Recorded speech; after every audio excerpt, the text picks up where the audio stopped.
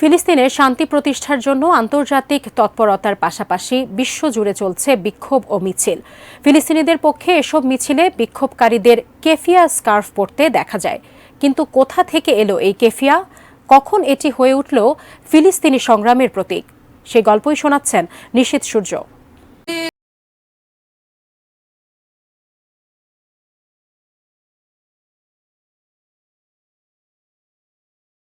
ফিলিস্তিনি জনগণের মুক্তি সংগ্রাম ও ইসরায়েলি আগ্রাসন প্রতিরোধের প্রতীক এক টুকরো কাপড় না।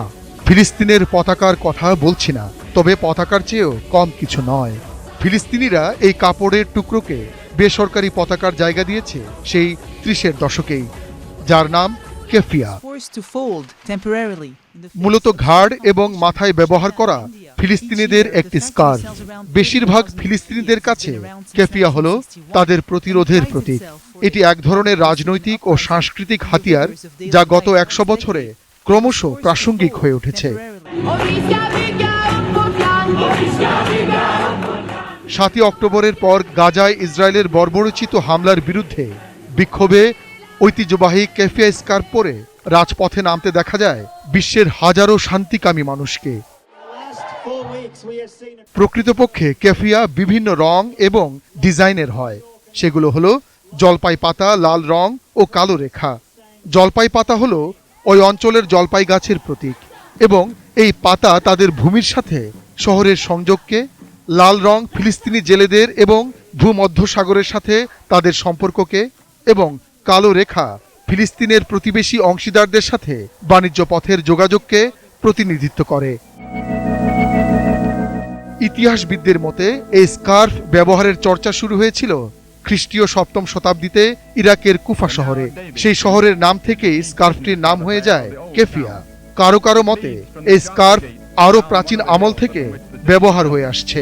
সত্য যাই হোক না কেন, বাস্তবতা হলো সময়ের সাথে সাথে বছরের পর বছর ধরে কেফিয়ার ব্যবহার বেড়েছে। ১৯৩০ সালের বিদ্রোহের পর কেফিয়া ফিলিস্তিনিদের জাতিগত পরিচয়ের একটি অপরিহার্য এবং অবিচ্ছেদ্য অংশ হয়ে ওঠে। ১৯৩৮ সালে বিদ্রোহী নেতারা শহরে বসবাসকারী সমস্ত আরবদের কেফিয়া পরিধান করার নির্দেশ দেন। বলা হয় যে ব্রিটিশরা পরে এই স্কার্ফটি নিয়ে এতটাই বিচলিত হয়েছিল যে তারা কেফিয়া নিষিদ্ধ করার চেষ্টা করেছিল, কিন্তু তারা তাতে সফল হয়নি।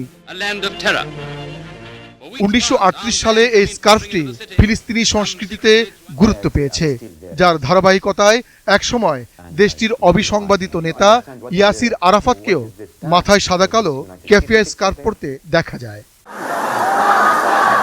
বর্তমান সময়ে এসে কেফিয়ার স্কার্ফটি ফিলিস্তিনি সংস্কৃতির একটি টার্নিং পয়েন্ট হিসেবে বিবেচনা করা হয়।